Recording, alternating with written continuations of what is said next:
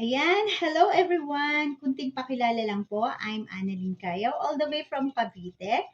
Isang single mom na may dalawang anak at isa din pong online seller. So ayun nga, dati rumarakit ako and then nag-online seller, hindi pa rin po pala talaga sapat yung kinikita natin. Lalong-lalo na kung isang single mom ka. So ayun nga, pinasahan ako ng link ng aking mga datihang nakasama na sa trabaho noon. Ah, Napresentahan lang din po nila ako at nagustuhan ko po ang business. Kasi po may pangarap po kasi ako. Kaya ayun, grinab ko po, nag-decide po ako, grinab ko po at walang patumpik-tumpik po. Nagrinab ko ang opportunity na to. Kaya nagpapasalamat po ako sa mga angel kong yun.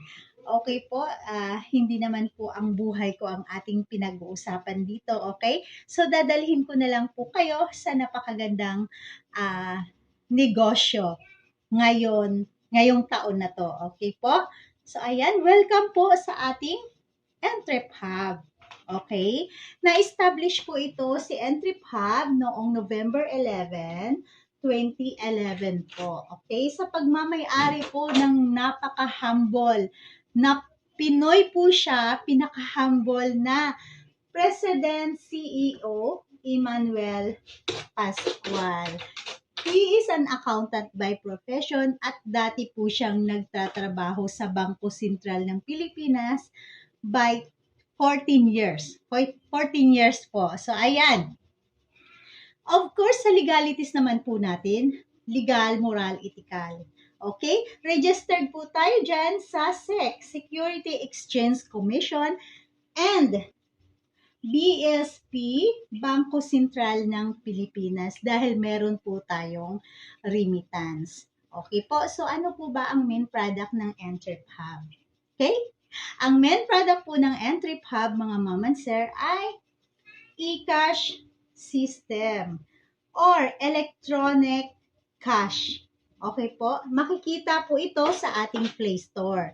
And then, i-download po natin yan sa ating Android phone, PC, or tablet po. So, ayan.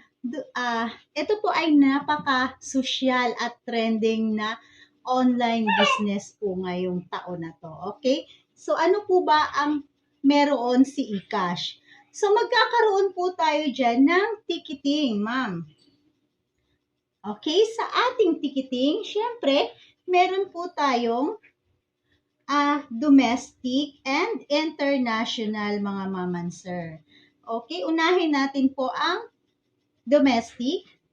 Ang markup base po ng domestic, mga ma'am and sir, is 150 up to 500 pesos.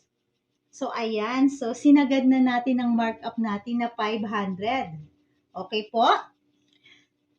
Halimbawa, may nagpabook sa'yo ng 10 katao. Meron ka po diyang kikitain na 5,000 pesos, mga ma'am and sir. So, paano po kung mag-round trip po itong 10 kataong yan? So, i-times natin sa 2, di ba? Round trip eh. Meron ka po diyang kikitain na 10,000 pesos. At hindi lang po yan, mga ma'am and sir, dahil meron pa po tayong international. Sa international naman po, mga ma'am and sir, may markup tayo dyan ng 750 up to 1,000 pesos. Okay? So, sinagad na natin ulit ang markup na 1,000 pesos. Okay?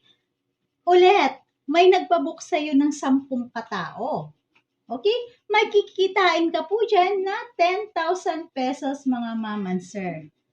At di pa rin po yan magtatapos dahil magra-round trip ulit yung 10 kataong yan.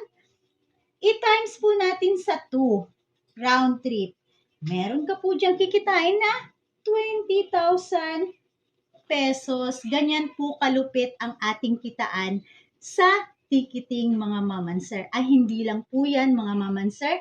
Dahil meron pa po tayong travel and tour, remittance, insurance, bills payment, online shop, price mart, loading, and F. Marian Co., At saka meron din pong shipping lines. Dito mga ma'am and sir, is magma-markup base lang din po tayo dito sa ating kitaan. Okay?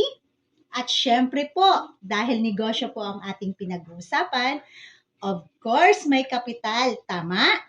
So, bago ko po sabihin ng kapital, mga ma'am and sir, meron po muna akong ipapakita sa inyong comparison. Like travel and tour po sa labas, ticketing boat outlet. Sa Cebu Pacific po, mga ma'am and sir, meron po diyang cash band na 300,000 pesos. Isa pa lang po na airline yan. Okay? So, sa Philippines Airline or PAL, may cash band po dyan na 500,000 pesos. At sa international naman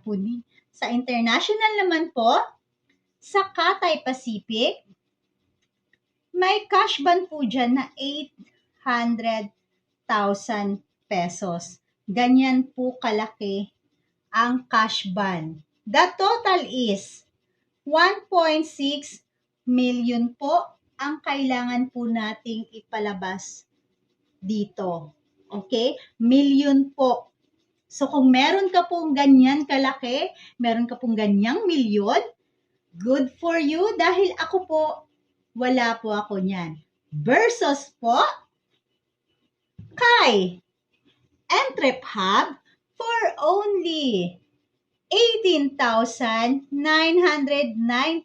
po, meron ka na pong ganito kagandang negosyo mga mamans.